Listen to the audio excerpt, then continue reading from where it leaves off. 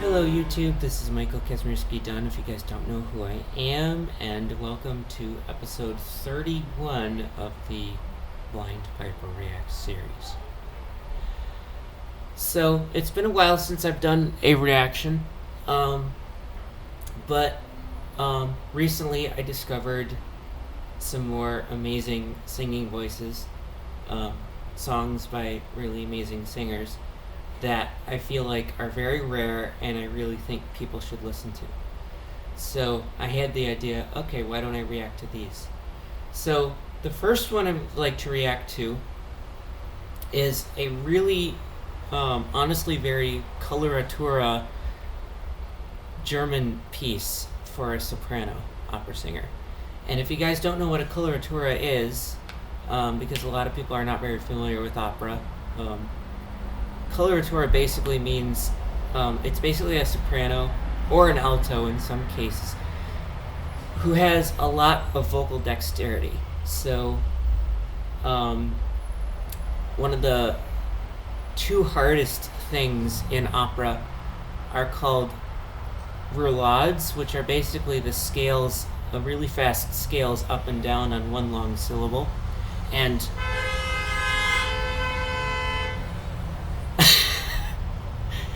I forgot to say this. I like to have my windows open because it's always a nice day. So if you hear any weird noises, just forgive that. I hate the stale air when the windows are not open. So I'm so sorry about that. Well, it wasn't my fault. But anyway, so roulades are the really quick, fast scales on one syllable. And in my opinion, the absolute queen of roulades was Christina Deutekom. And Christina Deutekom actually died, so I'm recording this on I think it's the 16th of August. She died almost a week ago, in 2014. So she was born on August 28th, 1931, and died on August 7th, 2014. So anyway, the queen of roulades is Christina Deutekom. And then the other hard part about being a coloratura is dexterously trill, the trill technique. And in my opinion, a lot of opera singers who don't know how to trill have really bad wobble vibratos. And wobble vibratos are very, very slow vibratos that are really bad. It just sounds nasty to my ears. And in my experience, about like 90% of most opera singers have really bad wobble vibratos. And to be honest with you, I really wish that learning to dexterously trill was the number one thing on operatic voice teachers' lists. Because a lot of people think, okay, like they learn from their really old voice teacher who has a wobble from old age, and the up-and-coming soprano would think, oh, my teacher has a slow vibrato, and if she has a slow vibrato, that must mean she's like wiser, so maybe I should develop a slow vibrato. And the consequence of that is that almost everybody has a wobble now, and I hate wobbles. So it's very, very, very, very, very hard for me to find a really good opera singer that I really enjoy. But I've counted, and I found at least ever since 2015, yes, 2015, I found at least 50 modern opera singers, some of whom are recently deceased, but 50 or so modern opera singers who don't have wobbles, or who may have wobbles now, but they used to have really amazing vibratos back then. And one of these sopranos is a relatively younger soprano. Now, the weird thing is, so as a blind person, I use a screen reader, and screen readers are not always perfect, and the thing is, they tend to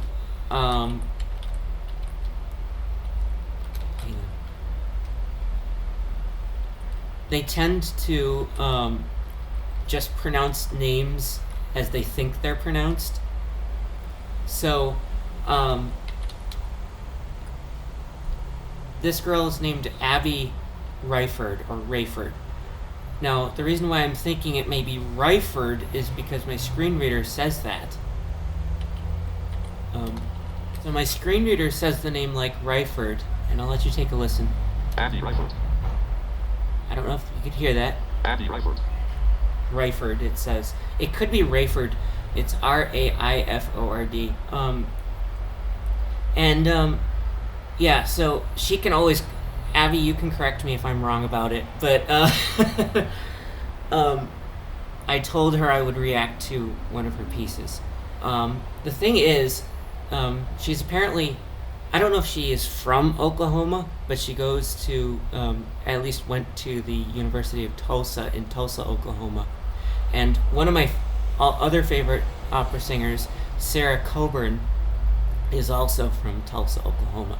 So I had the feeling that maybe she is taught by Sarah Coburn, but I don't think so. But it would be really cool if she were to be taught by Sarah Coburn, because Sarah as well has a really awesome singing voice. So anyway, this was recorded at her master's recital quite recently. I can't remember the date on it. I believe it was, I think it was last year, 2021. Maybe it was 2020, whenever it was. But she did sets of pieces that were all by a certain composer. And this is the one I'd like to react to, which is probably the most Coloratura piece I've ever heard, is the last piece in her Strauss set. Now I don't know if this is Richard Strauss or if it's Johann Strauss. Obviously she can correct me if I'm wrong about it, whichever Strauss composer it is, but I know it's German. So this piece is called Amor by Strauss. And again, I don't know if it's Richard Strauss or Johann Strauss, but whichever Strauss it is. So here we go.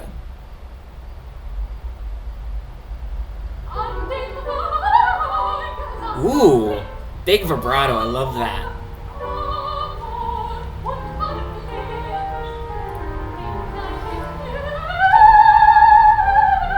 Fortunately, you don't have a wobble, so that's good, Abby. Wow. Your roulades are almost like Christina Judgecombe. In fact, the tonal quality of your voice is similar to... Whoa! The tonal quality of your voice is similar to Christina. Whoa! Big jumps. Holy Mazzillo! And Mazzillo is the name of the best Italian bagpipe maker in history.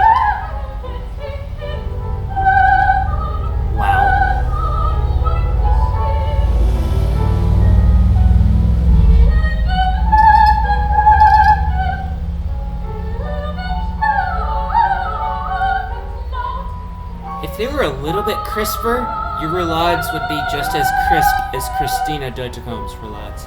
And I'm going to link to a playlist of Christina Judgecombe's songs that I've collected so that you can hear just how amazing Christina's voice is. See, I can tell that's not a wobble. That's a great vibrato. And you know why? Because she's been doing the trill technique.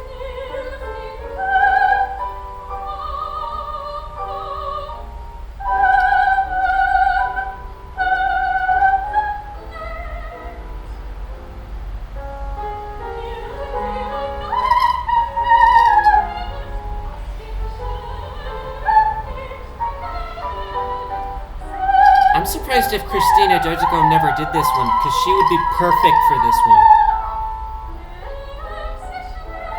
Wow, that is very atonal.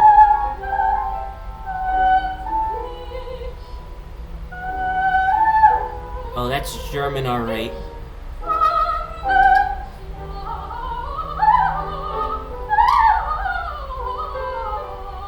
Yeah, they could use a little bit of crispening up.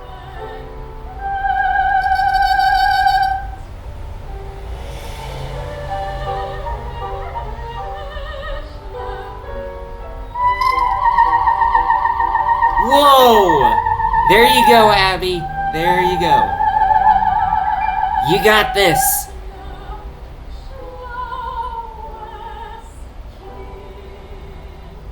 Those are really good slide at the end. Portamento. I really like portamento in opera singing because portamento really adds a lot of expression to it. You know, a lot of these days you hear. I'm just gonna give an example. One of my favorite pieces, if sung really well, "O mio babbino caro" by Puccini. Most every opera singer learns that one. Now I'm a bagpiper, so I compare it to every bagpiper learns Scotland the Brave. So I call Scotland the Brave basically the "O mio babbino caro" of bagpipes. Sometimes I call "O mio babbino caro" the Scotland the Brave of opera singing. But a lot of times you hear people sing "O mio babbino caro" with no portamento slides whatsoever, and also, more often than not, a really stinky wobble vibrato. And it just makes it sound awful. So if you add the slides in there between notes, that adds a lot of expression, in my opinion, that a lot of people are, it's a very underrated thing. And so is the trill technique, unfortunately. In fact, I actually got scared. How long ago was this? 2-3 weeks ago? There was a video that one of the coolest friends I've ever met sent me that basically talks about how opera has gone really downhill over the years. Everyone used to have a really amazing vibrato in the past, and now most people have wobbles. And that's why it's exponentially harder to find really good sopranos, because many of them have wobbles and a lot of them don't know how to do the trill technique. So yeah, so if you're new to this, feel free to hit like and subscribe and comment away. I really honestly like to comment on anything I find, wherever it is, because I want people to know that I'm listening to them. So yeah, if you feel free to hit like and subscribe, and I will put the link to the entire playlist in this description, as well as the playlist of Christina Deutschcomb songs that I've collected. And yeah, and Abby, I hope you find this, and